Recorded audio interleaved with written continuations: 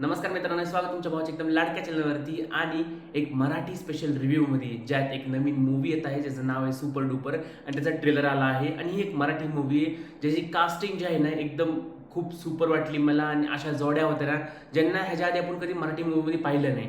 आणि एक्सपेक्टेशन खूप आहे त्या मूवीसोबत, कारण की ह्या मूवीचा ट्रेलरच खूप म्हणजे असा होता ना आणि अशा टॉपिकवरती होता ना जे की थोडा युनिक बी वाटला मला की यार मी अशा टॉपिकवरती मूवी नाही पाहिली.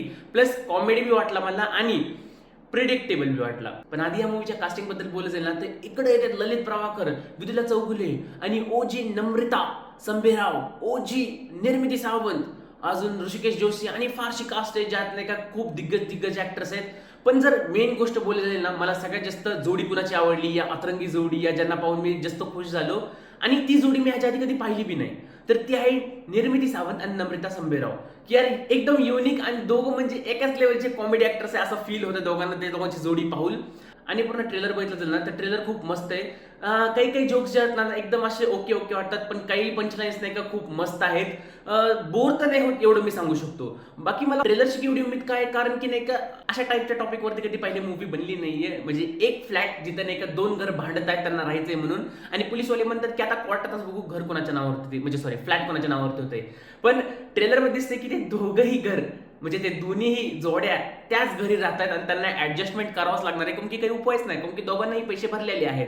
आता ते कसे ऍडजस्टमेंट करतात, म्हणजे एकमेकांसोबत कशी जोडी बनवतात, काय इमोशनल अँगल आपल्याला बघायला भेटतो आणि त्यासोबत नाही का कॉमेडी कशी होती ह्या सगळ्यांच्या मध्ये नाही का ते सगळं बघायला खूप मजा येईल. पण ह्या सगळ्यासोबत अजून एक गोष्ट आहे की यार स्टोरी थोडी प्रिडिक्टेबल पण वाटते की यार सगळ्यांना माहिती की आता यार फ्लॅट्स मध्ये राहते, ऍडजस्टमेंट वगैरे करते, इमोशनल अँगल दाखवते, कॉमेडी होईल आणि शेवटी म्हणजे सगळे सुखरूप नाही का त्या फ्लॅटमध्ये राहते ना. अनटिल अनलेस नाही का काही शेवटी ट्विस्ट आणत नाही डायरेक्टर या फिर स्वतःचा काही पॉईंट ऑफ व्ह्यू नवीन नजरिया आणत नाही, की मला तर स्टोरी मग अशी प्रिडिक्टेबल वाटायची. बघू.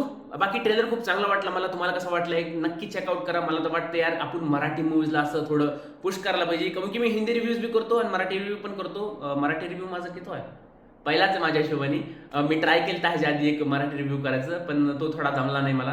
पण हा माझा पहिला मराठी रिव्ह्यू. तुम्हाला कसा आवडला, कसा वाटला, थोडा फंबल झाला असेल तर इकडे तिकडे थोडं ऍडजस्ट करा.